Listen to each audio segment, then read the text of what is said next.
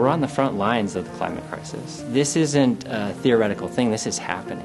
Where we experience climate is at the local level. What we do on the neighborhood level, what we do in a region can make a difference. It's been something that's been ignored largely by the folks who can do something about it. Climate resilience is becoming a part of so many conversations that I have, not just with scientists, but with businesses, with elected officials, with nonprofits, with industry. It's exciting. We're very excited to be able to convene in a space with our trusted partners on the ground and really listen. ECCF came in and said, okay, we've got all these amazing organizations doing a lot of great work around climate, but they're not talking to each other. When we launched our coalition, we were hopeful to say, hey, maybe we can get 100 people to show up. And within 3 or 4 months, we had over 400 people participating in our coalition. From there, we built relationships and friendships. And a lot of the work that happens in the nonprofit world doesn't happen without those relationships and friendships. We ended up focusing on the concepts of heat, flood, energy transition, and literacy as our core area for climate resiliency.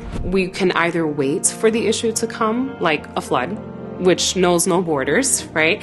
Or we can do what we're doing now through the climate resilience work, and we can prepare ahead of time. Town Green has been a grassroots initiative to think about what we can do to take care of each other. Ensuring that neighbors know neighbors. A lot of it is as simple as that. Who has the chainsaw? Who has the generator? Preparedness is something that we need to think about, and the time to think about it is before we have to address an emergency situation. A community that is well organized is way better prepared to recover. Our project really is built on this idea that we can weave back together the social fabric of our communities. And at the crux of that is hope, and that's often what's being lost. In communities like Lawrence, Lynn, and Haverhill, climate is having an impact now.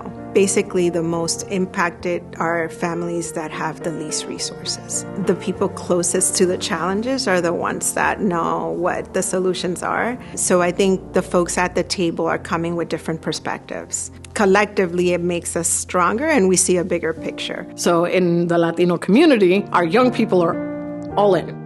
They are 100% in. They know this is a problem. They want to do something about it. So we've had a summer green team every year for the past 20 years and slowly have been growing it. But this year we're up to 60. We're hiring 60 students this summer, and we had over 235 applications. Oftentimes youth are shut out of conversations when there's adults in the room setting the table. They're the ones who will be affected by our decisions for the longest. We've planted 825 trees last year. Our goal this year is 1,000 trees. Seeing the maps change when it comes to the heat island effect because of the trees, another huge impact. Before this winter that we've had, there were more days missed of school in Essex County because of heat than because of snow.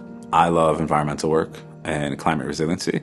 To me, that should be forefront for everybody, because if there is no healthy planet, there's no anything else. What gives me hope is the understanding that there can be very targeted interventions in very large-scale systems problems. Communities coming together can approach those intervention points and have massive impact. I really encourage young people to have that dangerous hope, to keep on believing, because they will make change, whether that's in the community or if they want to make it globally, great. But it starts first at home.